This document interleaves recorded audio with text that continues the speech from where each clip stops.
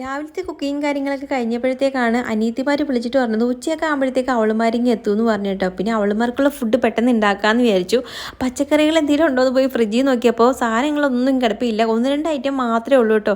പിന്നെ എന്താ കറി വെക്കാമെന്ന് ഇങ്ങനെ ആലോചിച്ചപ്പോൾ ഞാൻ വെച്ച് സാമ്പാർ വെക്കാമെന്ന്. അപ്പോൾ ഉള്ളത് വെച്ചിട്ട് തട്ടിക്കൂട്ടി സാമ്പാറായിട്ടോ. അതാ ഈ ഒരു സാധനങ്ങളൊക്കെ ഉള്ളായിരുന്നു. അതൊക്കെ ഞാൻ തട്ടിക്കൂട്ടി ഇതായിട്ട് അരിഞ്ഞ് കുക്കറിനകത്താക്കിയിട്ട് കുറച്ച് കൂടുതലായിട്ട് പരിപ്പ് ചേർത്ത് കൊടുത്തിട്ടുണ്ടായിരുന്നു. അതുകൊണ്ട് തന്നെ സംഭവം കീഴ് ടേസ്റ്റ് ആയിരുന്നു കേട്ടോ. നമ്മൾ സാധാരണ സാമ്പാർ കഴിക്കുന്ന പോലെ തന്നെയാണ്. ഒരുപാട് പച്ചക്കറികളൊന്നും ഇല്ലെങ്കിലും നമുക്ക് സാമ്പാർ വെക്കാമെന്ന് ഞാൻ തെളിയിച്ച് കഴിഞ്ഞു കേട്ടോ. ഞാൻ ആദ്യമായിട്ടാണ് ഇങ്ങനെ വെക്കുന്നത്. അങ്ങനെ പിന്നെ ഇതാ കുറച്ച് കോവയ്ക്ക ഉണ്ടായിരുന്നു, അതും കൂടെ മെഴുക്ക് പുരട്ടി എടുത്തിട്ടുണ്ടായിരുന്നു. എൻ്റെ ജോലികളൊക്കെ കഴിഞ്ഞപ്പോഴത്തേക്ക് ഇതാ അവളുമാർ വന്നിട്ടുണ്ടായിരുന്നു. വന്ന ഉടനെ അവളുമാർ ഇതാ അടുക്കളയിലോട്ടാട്ടോ വന്നത്. എന്നിട്ട് അവിടെ ഇന്ന സാധനങ്ങളെല്ലാം നുള്ളി പറക്കിയിട്ട് പിന്നെ ഞാൻ വാങ്ങിച്ച് വെച്ചിരുന്ന സാധനങ്ങളെല്ലാം നോക്കുമായിരുന്നു.